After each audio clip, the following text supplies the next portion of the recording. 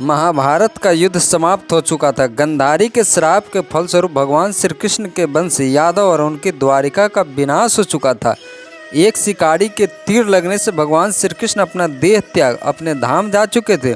भगवान श्री कृष्ण के बिना पांडवों का चित्त धरती पर नहीं लग रहा था।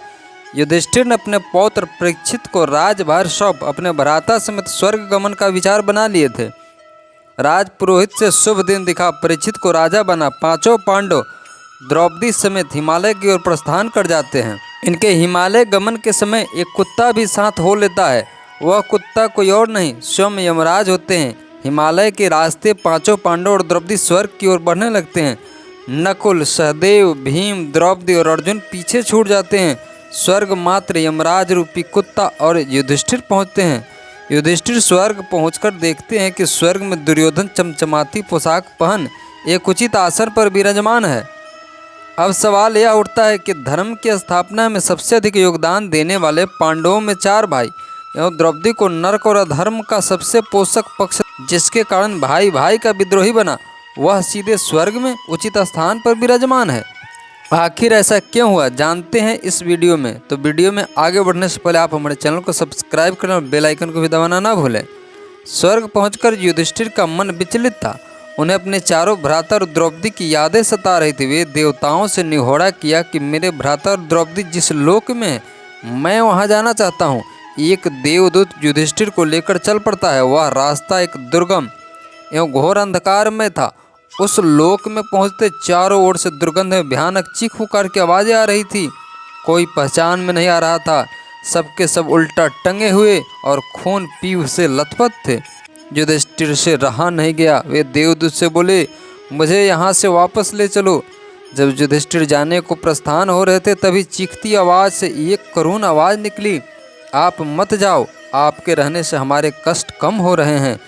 तब युधिष्ठिर ने उनसे उनका परिचय पूछा। तब वे बताए कि वे चारों पांडव और द्रौपदी हैं। युधिष्ठिर देवदूत से कहा, तुम अपने लोक वापस चले जाओ। अगर मेरे यहाँ रुकने से मेरे भाइयों के कष्ट दूर हो रहे हैं तो मैं इस दुर्गम स्थान पर रुकूंगा। तभी वहाँ देवराज इंद्र समेत अन्य देवता भी आ गए। देवराज इंद्र ने बतलाया, तुम पांचों पांडवों ने झूठ बोलकर गुरु द्रोण का वध किया। इसी कारण तुम सबको नरक के दर्शन करने पड़े हैं और तुम सब मेरे साथ अब स्वर्ग चलो। वहाँ तुम्हारे बड़े भ्राता कर्ण और अन्य वीर पहले से ही विराजमान हैं। स्वर्ग पहुंचकर भीम ने दुर्योधन को दिव्य आसन पर आसीन देखकर युधिष्ठिर से पूछा, बड़े भ्राता दुर्योधन आजीवन पाप, छल, कपट, झूठ का सहभागी बना रहा और उसे हमसे पहले स्वर्ग मिला। क्या ईश्वर के न्याय में भी खोट है?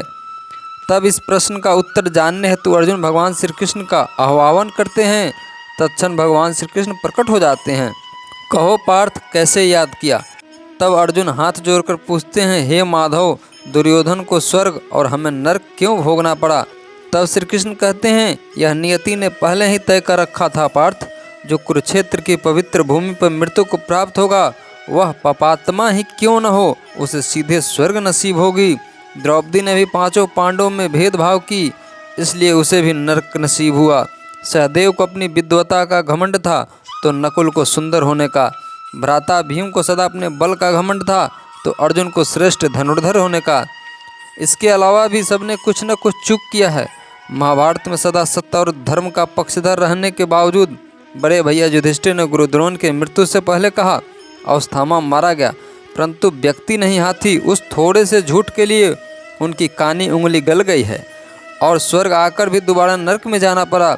भगवान श्री कृष्ण की बातों से पांडव संतुष्ट थे।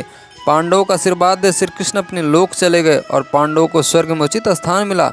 दोस्तों, कैसी लगी है खास जानकारी कमेंट कर बताएं और चैनल पर नए हैं तो चैनल को सब्सक्राइब करें, वीडियो को शेयर करें, लाइक करें। तो मिलते हैं एक नई कथा एक नई जानकारी के साथ। तब तक के लिए जय श्री कृष्ण।